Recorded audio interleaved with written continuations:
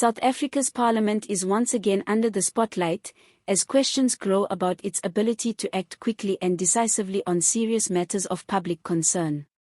At the heart of this latest political storm is a parliamentary ad hoc committee tasked with investigating explosive claims made by KwaZulu-Natal Police Commissioner Lieutenant General Nhlanhla Mkhwanazi. But instead of fast-tracking the process, the investigation seems to be stuck at the starting line, drawing criticism from one of the country's most outspoken political leaders, Julius Malema, the commander-in-chief of the economic freedom fighters. The issue may appear procedural on the surface, but as we look deeper, it reveals something much more important: the tension between urgency and bureaucracy, the credibility of Parliament, and the public's faith in democratic oversight.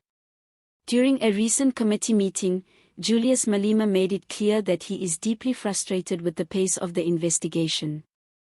The committee, which was formed in response to Mkhwanazi's revelations of political interference, internal sabotage, and irregular conduct within police structures, has yet to receive even a draft of the terms of reference. This document is critical because it sets out exactly what the committee can do, how far its authority reaches, and the steps it must follow. Without it, the committee is essentially powerless to move forward. Malema's words carried both urgency and warning. These are serious allegations, yet there is still no foundation laid for the work that needs to be done. For him, this delay is unacceptable. To understand why this matters so much, we need to look at the bigger picture. South Africa has faced repeated scandals involving political interference in state institutions, from the security cluster to state-owned enterprises.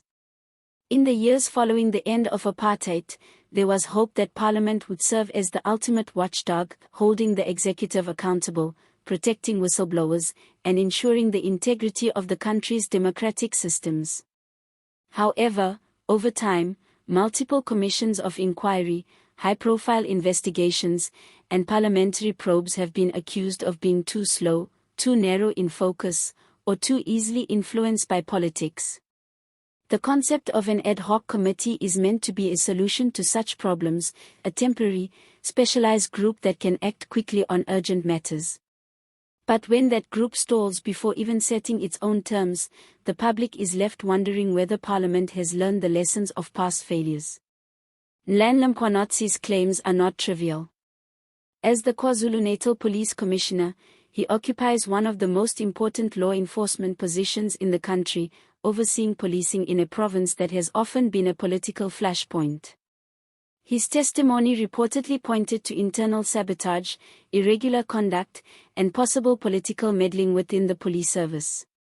These are issues that strike at the heart of public safety, rule of law, and trust in institutions. If a senior police official says there are problems this deep, the expectation is that Parliament would respond with speed and determination. Malema's criticism is not simply about frustration with paperwork, it is about the message that delays send to the public. In his view, dragging out the process risks undermining the credibility of the entire investigation. The longer it takes for terms of reference to be drafted, the more space there is for speculation, doubt, and perhaps even interference in the process. Parliament, he warned, must not be seen as protecting anyone. In other words, the perception of inaction can be as damaging as actual wrongdoing. This is especially true in a political climate where many citizens already believe that the powerful are shielded from scrutiny. The committee chairperson has promised that the draft terms will be finalized soon, but such assurances do little to quiet the growing impatience. South Africans have seen too many instances where it soon becomes never, and where investigations quietly fade away without clear outcomes. The pressure is now on Parliament not just to start the process, but to show that it is committed to seeing it through to the end. This means not only establishing the terms of reference but also ensuring that the committee has the resources, independence, and authority to get to the truth. From a broader perspective, this issue speaks to the balance between thoroughness and urgency in parliamentary work. On one hand, rushing into an investigation without clear terms could lead to legal challenges, wasted time, and inconclusive results. On the other hand, moving too slowly risks losing evidence, momentum, and public trust. The challenge is to move quickly enough to show seriousness while still setting up a process that will stand up to scrutiny. This balance is not easy to achieve, but in politically sensitive matters, it is essential. The political stakes are high.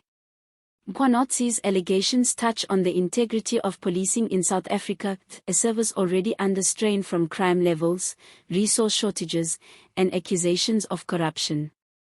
If Parliament mishandles this, it could deepen the perception that law enforcement is compromised and that political elites are more interested in protecting each other than in serving the public.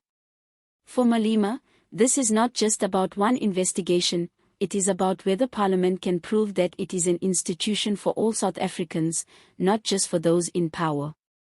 Public reaction to this situation is likely to grow as more people learn about the delay. Social media has already become a space where frustration with political processes is expressed in real time, and if the committee continues to stall, it may find itself under even greater scrutiny. Activists, civil society organizations, and opposition parties will almost certainly use the delay as an example of why reforms are needed in parliamentary procedures. There is still time for Parliament to turn this around. By quickly finalizing the terms of reference and moving forward with the investigation, the committee can show that it takes Mkhwanazi's claims seriously. This would send a message that the institution is capable of acting decisively when the integrity of a key state function is at stake. But if delays continue, the damage to credibility may be hard to repair. Trust, once lost, is difficult to regain. As we wait to see whether action will follow the promises, it is worth reflecting on the deeper issues at play. This is about more than one set of allegations, it is about how democratic systems respond to crises of trust. When institutions move too slowly, they risk becoming irrelevant in the eyes of the people they serve. I want to hear your thoughts on this. Do you believe Parliament is moving too slowly on Mkhwanazi's allegations? Should Julius Malema's concerns be taken as a warning about deeper issues in the oversight system? Is the delay a sign of political interference, or simply a case of bureaucracy taking its course? And what would you like to see happen next to ensure transparency and accountability? Share your views in the comments, your voice matters in this conversation. If you found this discussion informative, make sure to like this video, subscribe to the channel for more in-depth coverage of South African politics, and turn on notifications so you never miss an update. We'll be following this story closely, and your engagement helps keep these important topics in the public spotlight.